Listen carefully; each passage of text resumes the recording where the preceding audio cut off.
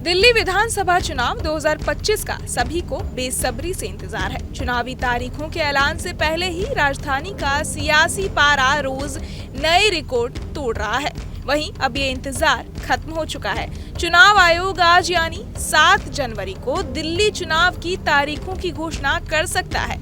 चुनाव आयोग ने आज दोपहर 2 बजे प्रेस कॉन्फ्रेंस बुलाई है। कयास लगाए जा रहे हैं कि प्रेस कॉन्फ्रेंस में चुनाव आयोग दिल्ली चुनाव की तारीखों की घोषणा करेगा। वहीं सभी पार्टियों ने चुनाव की तैयारियां और तेज कर दी हैं। आम आदमी पार्टी अपने सभी उम्मीदवारों को मैदान में उतार चुकी है, जबकि कांग्रेस ने अपनी 3 लिस्ट जारी कर दी है। अभी कांग्रेस के 22 प्रत्याशी बचे हैं।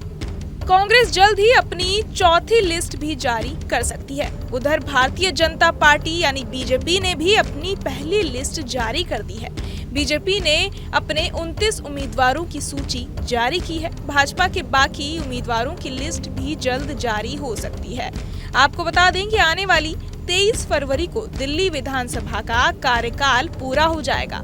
फरवरी में दिल्ली विधानसभा चुनाव होने हैं। वहीं आज की प्रेस कॉन्फ्रेंस में चुनाव आयोग तारीखों का ऐलान कर सकता है। दिल्ली की 70 विधानसभा सीटों पर अगले महीने मतदान होने की आशंका है। इससे पहले साल 2020 में भी 6 जनवरी को चुनाव आयोग ने मतदान की घोषणा की थी और 8 फरवरी को दिल्ली विधानसभा चुनाव करवाए गए हैं। इसके नतीजे 11 फरवरी को सामने आए थे। इस बार भी इन्हीं तारीखों के आसपास मतदान और परिणाम आने की उम्मीद है। चुनाव की घोषणा के बाद दिल्ली में आदर्श आचार संहिता लागू हो जाएगी। सत्तारूढ़ आम आदमी पार्टी की नजर हैट्रिक पर है। उसने 2025 और 2020 के चुनाव में 67 और 62 सीटों के साथ जीत हासिल की है। वहीं बीजेपी पिछले 2 विधानसभाओं में 10 भी नहीं जीत पाई थी।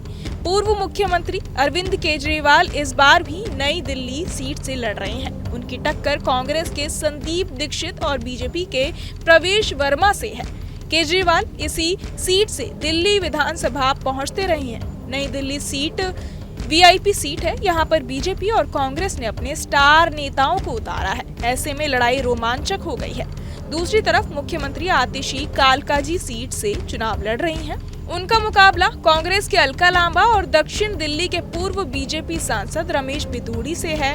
बीते 2 चुनावों की बात करें तो 2015 में आम आदमी पार्टी ने 67 और 2020 के चुनाव में 62 सीटें जीती थी। वहीं 2015 के चुनाव में बीजेपी को 3 और 2020 के चुनाव में 8 सीटें ही मिली हैं। हैरानी तो तब हुई जब 15 साल दिल्ली पर राज करने वाली कांग्रेस पार्टी एक भी सीट नहीं जीत पाई।